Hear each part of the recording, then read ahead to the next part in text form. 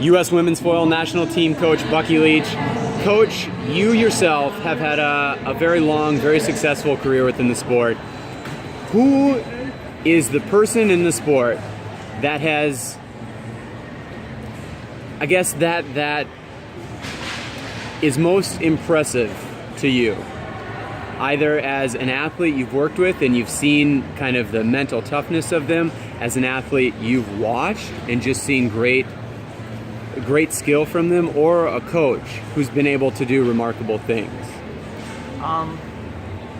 We had a talk with Valentina Pizzali the other day, and I've always had a lot of respect for her and for her ability in fencing. She's always been a tough competitor, and I never felt her that much. I felt her competitiveness and her fight.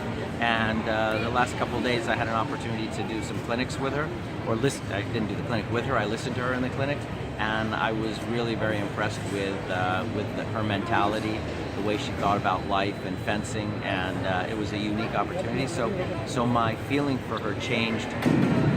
Got even better. So now, as a competitor, I saw her, and then as a person growing up in the sport, I got to see that. So that was pretty exciting. Coaches that are doing incredible jobs. I work with a guy, Simon Gershon, who I think is really one of the best coaches in the country. He's one of the most creative coaches that I've ever seen. He's a good teacher. And he can bring a lot out of an athlete, but the creativity that he has is always very interesting. He finds unique ways to get people to learn something, whereas I might just yell at you until you can do it. He'll find a way to get you to do it. Sticks versus carrots. Exactly.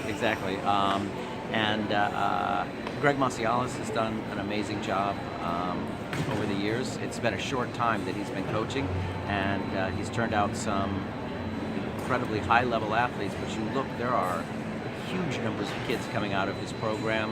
A lot of great younger coaches in the United States now. We have so many. There are a lot of coaches in San Francisco, more and more coaches in New York, and then coaches who are fencers. Sean McLean, I remember sitting down with him all the time to talk about fencing. And then one time, I just didn't want to talk about. He would listen to me. He would ask me questions and listen to what I had to say. And then all of a sudden, I find myself asking him questions and listening to him and see what information he had to give. And I learned a lot from that. So I have the feeling that you can always learn from anybody. So it's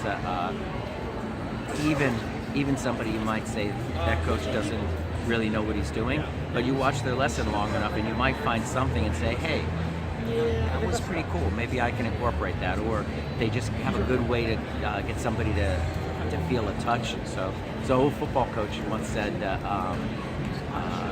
somebody asked him, have you ever had anybody who's useless? And he said, nobody's useless. They can always be used as a bad example, which was like, for me, it had nothing to do with anything, but that was... I thought that was good. Yeah, it's understanding that all knowledge is good knowledge. Good knowledge, yes. Yeah. Thank you for phrasing that for me well. Now, Coach, you also have kind of a unique approach to the sport. You yourself, your background's in modern pentathlon. That's where I started fencing. Right. And from a very young age, kind of really chose to pursue that coaching path. Who, since really committing to coaching full time, has been most impactful in your development and success as a coach? I think that I could say the person who set me off on youth programs and youth fencing in the States was a coach named Bill Wright, who was a coach in Cleveland.